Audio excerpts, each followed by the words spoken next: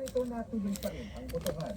Kanina, ipinunok naman na si Abra Governor-elect Tati Idepsamin na nakakuha ng botong 133,176 laban sa kanyang katunggaling si Kiko Bernos. Sumunod na ipinoklama si Vice Governor-elect Ann Bersamin. Bernadette, inaasahan na ngayong gabi ay matatapos na ang canvassing sa Marawi City habang ang canvassing naman ng Provincial Board of Canvassers ay inaasahang matatapos bukas. Maraming salamat. Noon ngayong Martes, nabagsakan ng abo ilang lugar at nagpaalala naman ang PBOR sa mga lokal na pamahalaan na maging handa sakaling iakyat sa Alert Level 4 ang sitwasyon ng bulkan. Magpapatrol, Romeo Subpag. Mag-aalas 10 na madaling araw itong Martes, nang muling nagbuga ng abo ang bulkan Kalitito. Muling bumagsak ang abo sa mga bayan sa paligid ng bulkan, apektado ang La Carlota City, Bago City at La Castellana. Napuruhan ng ashfall ang barangay Araal sa La Carlota City. Ang lalo na matama ka lang kailangan. Sabi ng barangay chairman ng barangay Araal, halos 5 tanggapan. Never mind about that. Halos wala ring makita ang mga dumaraang motorista. Hindi rin sinanto, pati ang mga taniman ng tubo. Nasa alert level 3 pa rin ang bulkan na posible pa rin mag-alpuroto. Nananatili pa rin sa evacuation center ang higit 5,000 residente na dating nakatira sa loob ng 6 km radius simula pa noong December 2024. Para sa mga LGUs, hinihikayat natin na kapag there is a big eruption, then they should be ready to evacuate yung mga nakatira beyond the 6 km danger zone. Pinaalalahanan din ang mga lokal na pamahalaan na maghanda sa posibleng lahar sakaling bumuhos ang malakas na ulan. Romeo Subalo, ABS-CBN News, Negros.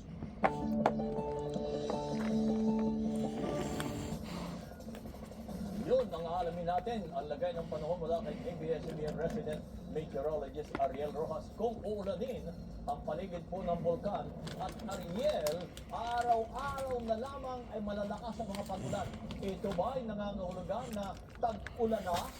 Kabayan ba sa kanlurang bahagi ng bansa, kailangan din may umiihip ng hangin mula kanluran o timog kanluran para masabing tag-ulan na.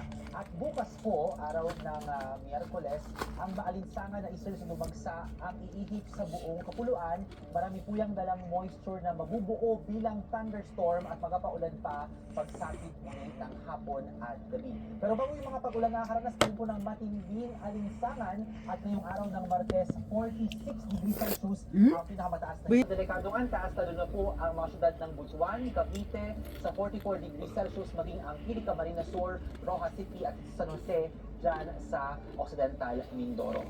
Sa rin po forecast ng The Weather Company para bukas, May 14 sa Luzon, may mga pagulan po sa umaga dyan sa May Cagayan at ilang bahagi ng Southern Luzon. Hapon naman, mas malalakas ang mga pagulang dala ng thunderstorms dito po sa bahagi ng Cordillera, lalo dyan sa May Abra, gayon din sa May Pangasinan at ilang bahagi rin ng Batangas at Quezon. May mga pagulan pa sa ilang bahagi ng Luzon pagsapit ng gabi, lalo po dyan sa May Zambales, Tarlac at Pangasinan.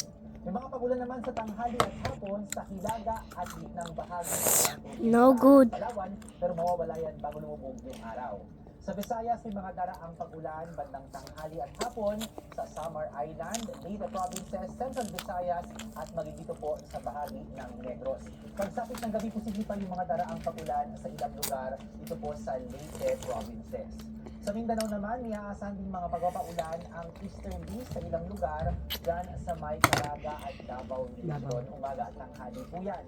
Pero pagsapit ng hapon ay mas maulan dito sa gitnang bahagi ng Mindanao, gayon din sa May Kanluran at yung malalakas ng mga pagulan dyan po sa Mindanao del Sur, Maguindanao del Norte at sa May Zamboanga del Sur at Zamboanga.